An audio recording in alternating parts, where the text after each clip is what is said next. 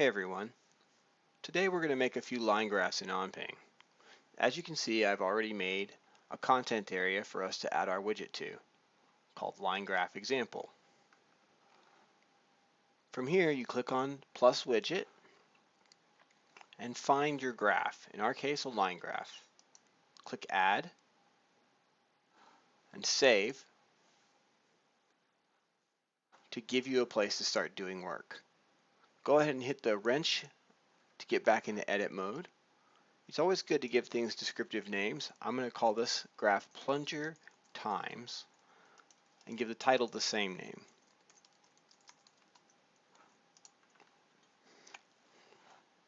Save again just to make sure everything's good. Refresh graph is fairly obvious for a name. It'll cause the graph to reload its data. Export, import are how you can make graphs very quickly, but are beyond the scope of what we're doing here. Update time is interesting. There are two options, 60 seconds or real time. So we're going to leave it on 60 seconds, but for some graphs, you might want to update every single time a new data point comes up. Our graph doesn't have that kind of speed, so it's really not necessary. And we'll play with these other things once we get some data in our graph. I'm going to go ahead and add a parameter and look up a plunger lift. Searching for things by time. Let's see. I think I want after flow time. There we are.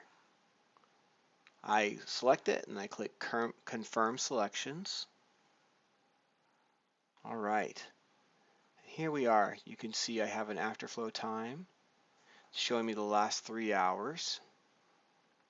I'll go ahead and save for now, but I probably want to change that time period to something more like 7 days.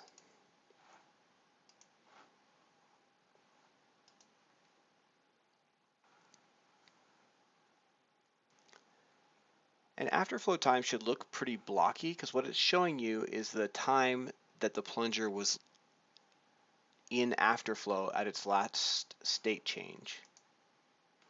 So I'm going to go ahead and change the max step from auto to 1 hour to see if that makes it look a little better. A little better, but not as good as I was hoping. There we go. Yeah, so it should have this sort of digital look to it. That means I have it correct. Which I'm sure you're probably wondering, what is this max step parameter? So when you're trying to bring data into a visualization system, you always have to make these choices about how you're going to display the data. We use a system of resolution approximations in order to make that choice. This sort of illustrates the point. If you have a value that comes in at this time, you might want to return this value, or you might want to return this value, or you might want to return some sort of average of them. So OnPing allows you to pick different resolutions and average across those points at that given resolution. That's what the max step is about. By setting a max step of 5 minutes, it says the graph is only going to jump no more than every 5 minutes and pick an appropriate resolution to do so. Once you have your data in, you can go ahead and save your graph if it looks good, and then get out of edit mode, and you have a line graph made. A few other things you can do with line graph that are pretty neat. You can click on this little clock here to go into time travel mode, see what it looked like yesterday or last week. You can change how much time it is, so there's a 60-minute graph, but let's see what it looks like 60 days instead of 60 minutes. Do a lot of stuff really fast. And that's really neat, but you really don't understand how cool it is until you add another line graph. So let's go ahead and do that.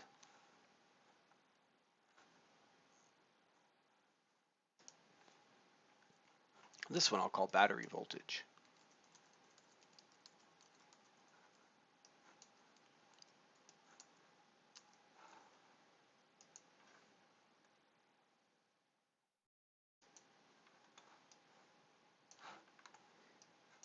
Oops, didn't save it. There we are. All right, same thing. I'll leave this updating every 60 seconds. I'll make the same period 7 days. And I will grab volts.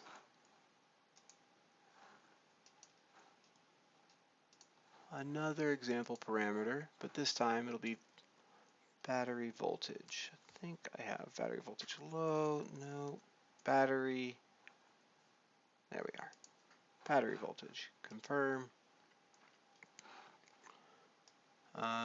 And I kind of like things to be a little bit thicker. I didn't do that last time, but this time I will. Make it a little bit thicker line here. A little easier to read. Let's give it a different color. So you click on the color in order to change it. Make it orange. Okay.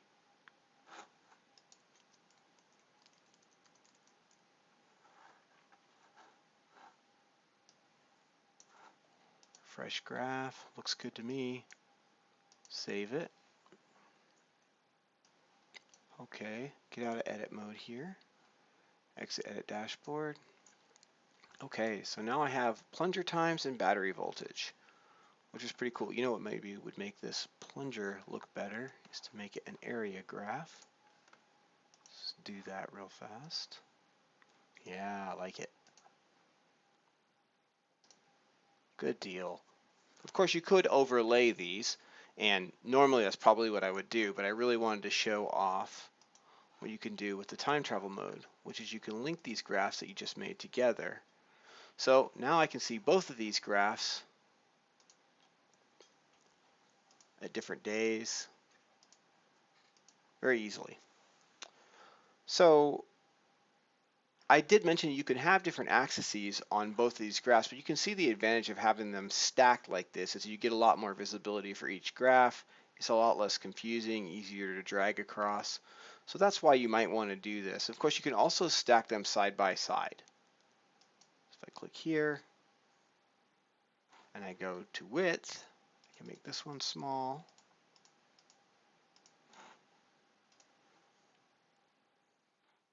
And I can make this one small. Let's try and even it out a little bit. There we go. Good enough anyway. Save it.